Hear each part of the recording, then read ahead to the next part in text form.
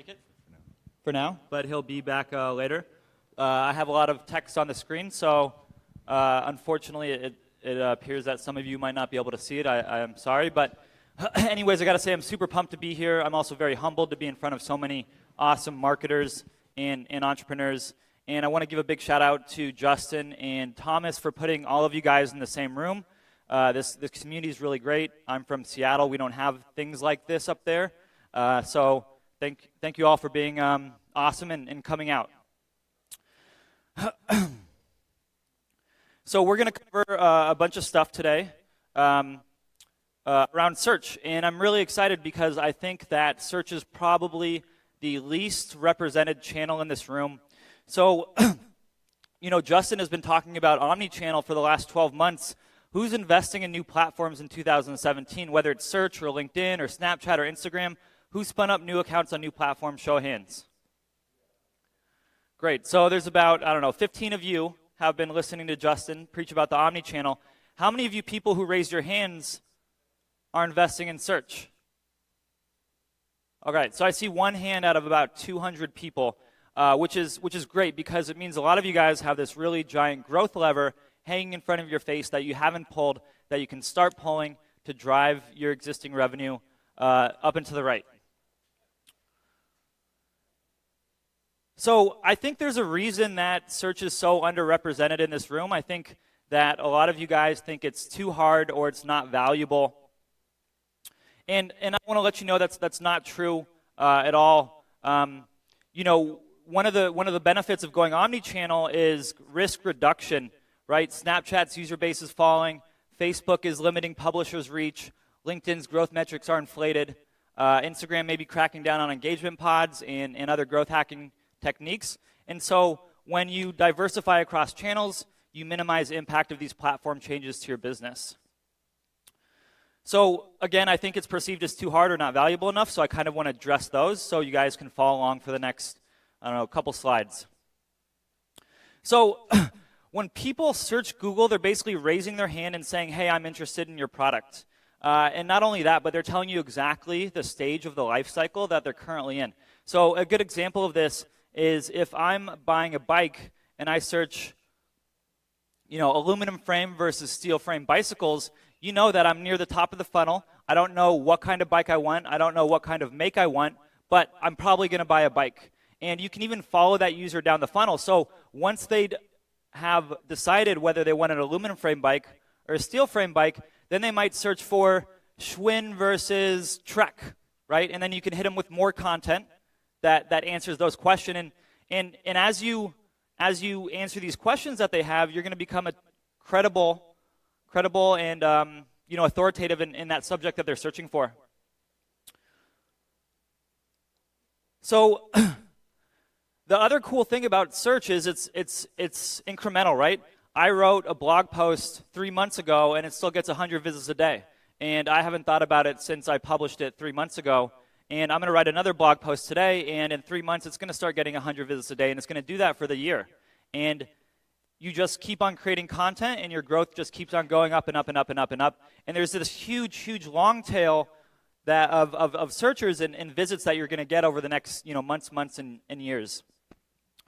So a lot of these searchers that land on your site after Googling a question, it's going to be their first engagement with their brand.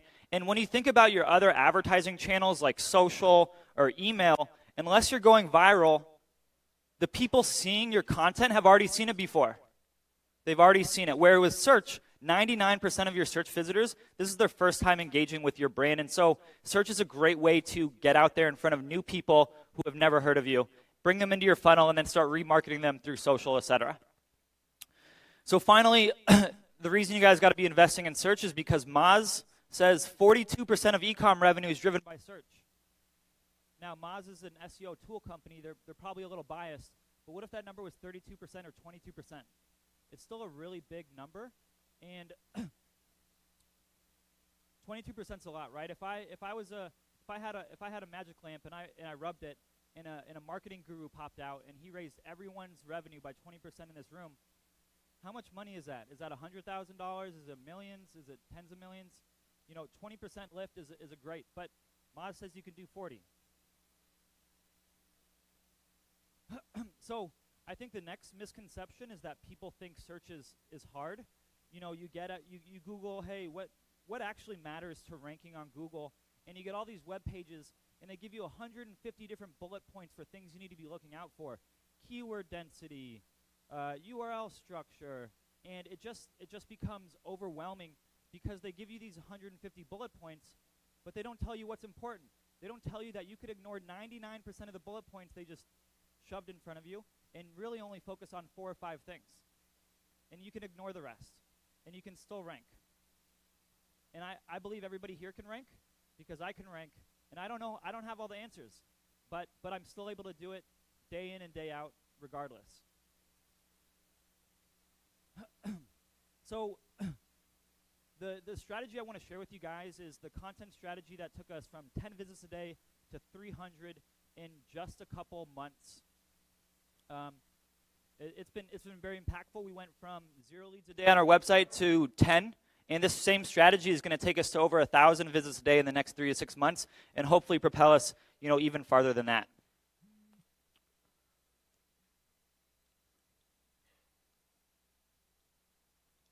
So the content strategy I want to share with you guys is basically sliding in the back door. A lot of people want to rank for core keywords that are directly, at the bottom of the funnel. I'm going to buy this product, but oftentimes those are the most competitive keywords.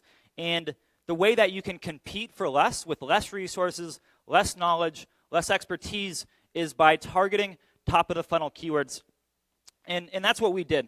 So when a lot of people blog, I think they just make an assumption. They don't actually validate their assumption.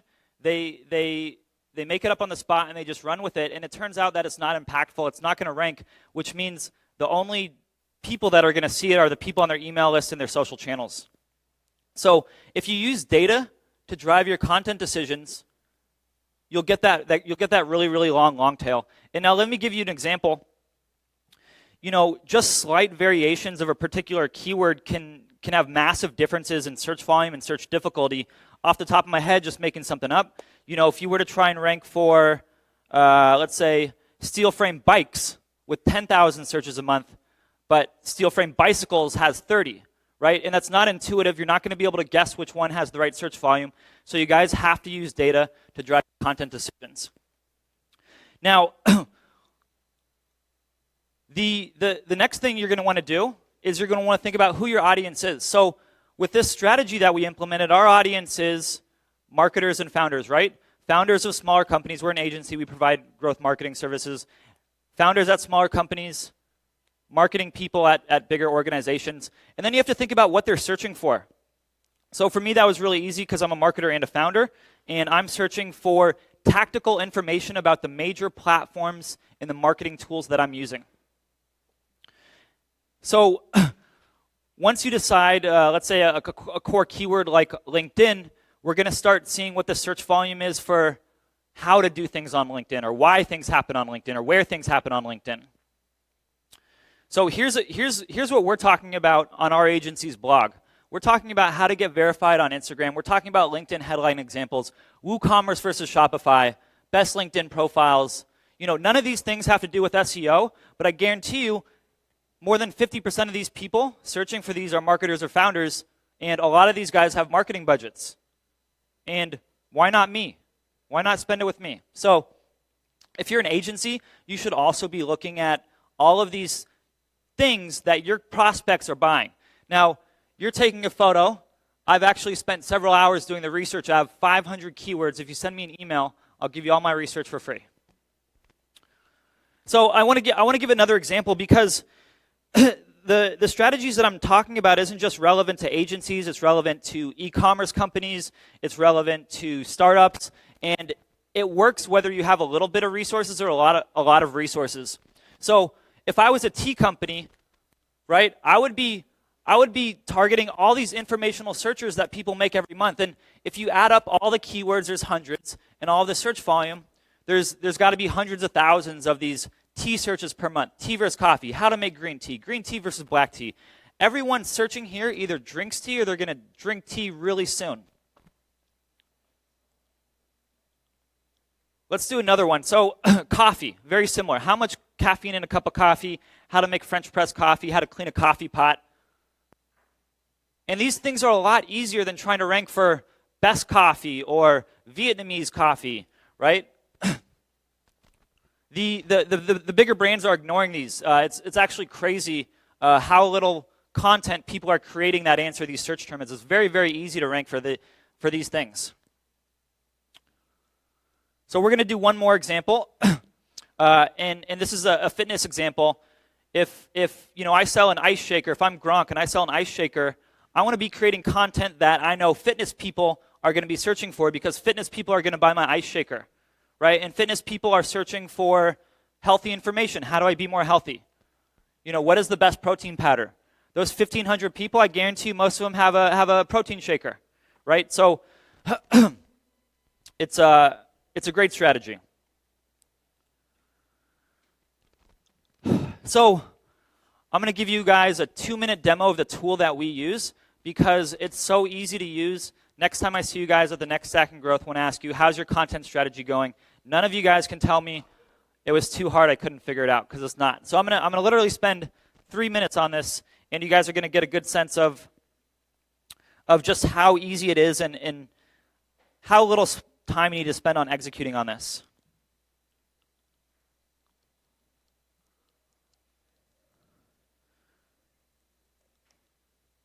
And the Wi-Fi might go down, or I might not be able to log in, so it could be a really short demo.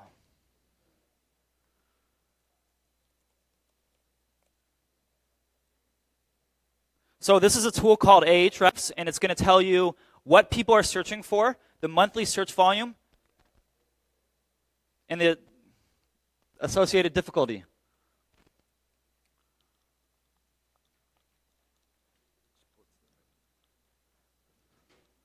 Thanks, Justin. Oh, yeah, this is going to be tough. Okay. All right.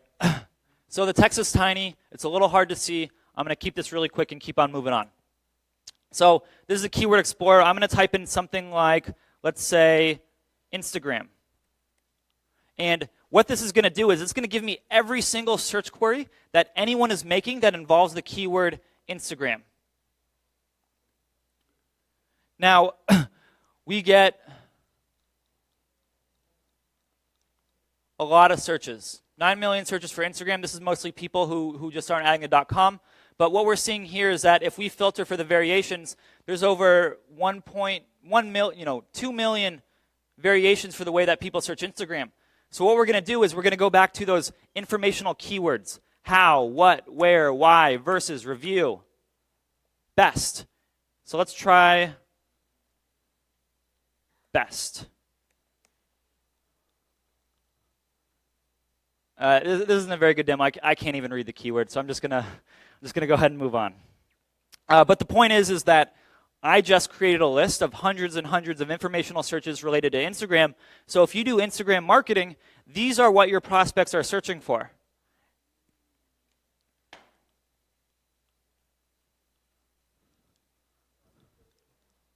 Hey, Justin, how do I bring it back?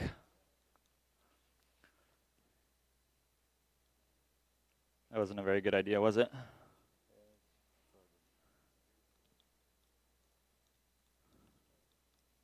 All right.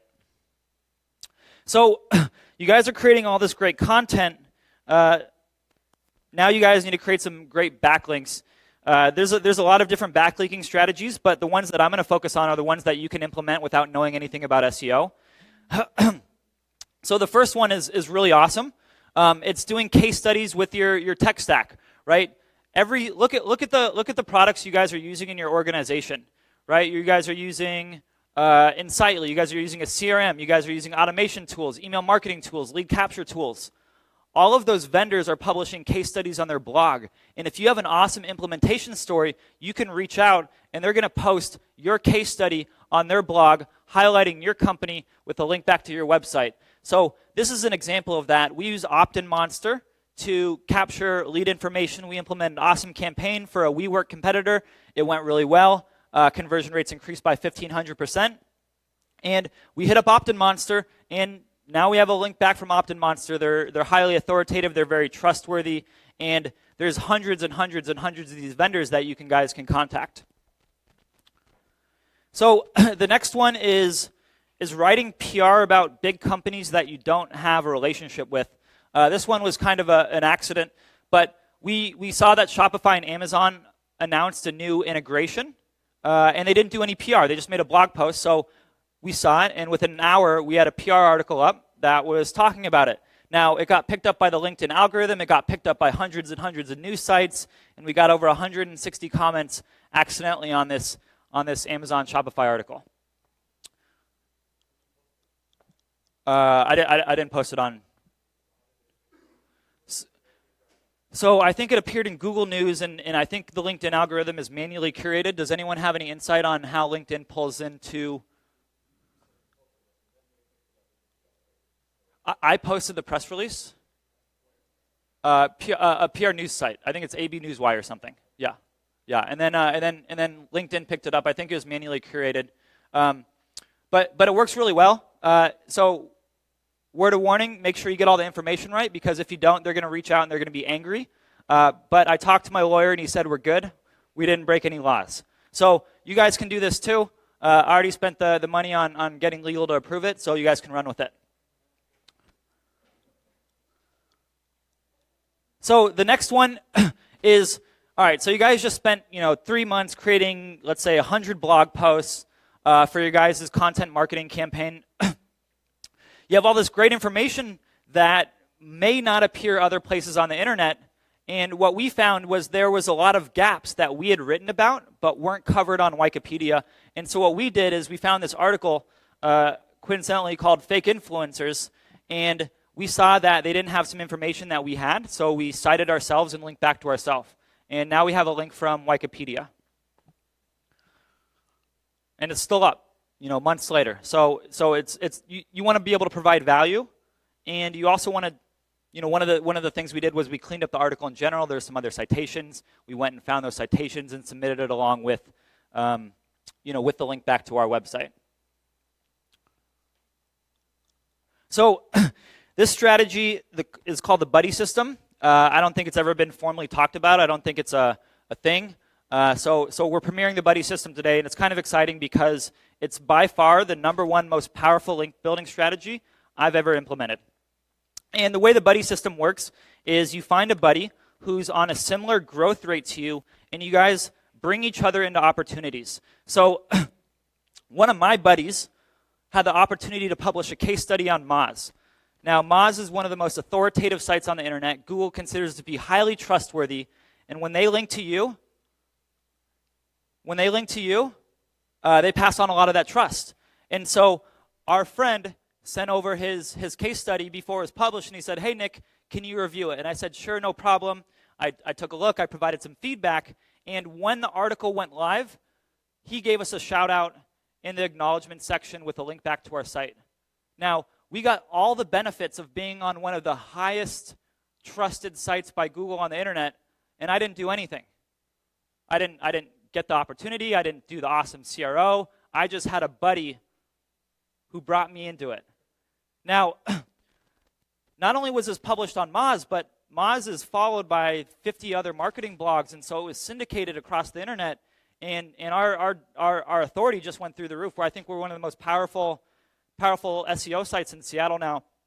So look around, you guys. Look to the left, look to the right. Find a buddy and work together on the press opportunities you guys have together. And you don't have to have one buddy. You can have a lot of buddies. So I'm going to talk really quickly about one more strategy, and it's about building a review site if you sell products online. Now, building a review site is for people with more resources than a little, because you actually need to take shipments on all of the products you're reviewing. Now, but it's worth it if you have the resources, because it allows you to rank for your competitors' brand names, and you look like an unbiased source of information while being incredibly biased. Very, very biased. And it's way easier to get backlinks and mentions if you're the source of truth rather than a product page, right? No one wants to link to your product page to teach their friend about something, but if you have a review about the product, people will link their friends to that. Now, I'm going to give you guys examples of how much better review sites are than their corresponding e-commerce sites. So our client sells standing desks, iMover.com. They have 250 keywords on the first page, which is fantastic. It drives a bunch of volume. But their review site, Work While Walking, has over 3,000 keywords on the first page. Way more, and it drives way more revenue than directly comes to their website. It's probably the #1 producing revenue channel is their review site, where they review competitors and then push them to their own products. Now, everyone in the industry knows what's going on, but the consumers don't. And I'm going to give you another example. Who here has a Casper bed, a Ghost bed, one of those, straight to your house? So how many of you guys know that Casper owns the biggest mattress review site? Right? Casper has 5,000 keywords on the first page. Their review site, Sleepopolis, 12,000 keywords on the first page. And no consumers know. They don't know. But everybody in the industry does, but consumers don't. It's incredible because, again, people would rather link to an unbiased source of truth than your product page or one of the other pages on a clearly site, a site that's clearly built to sell. So thanks a lot for you guys' time. I hope you found it impactful. Again, very exciting to be up here. Calls to action is if you're an agency, you're a tea company, you're a coffee company, you're a fitness product, I already did your guys' content strategy while preparing for this presentation. So shoot me an email. I'll give it to you guys for free. There's hundreds and hundreds of keywords that you guys can write about. Connect with me on Instagram, LinkedIn. Let's stay in touch. I'm personally very interested in learning more about producing video content. So if you produce video content, I'd love to talk to you guys.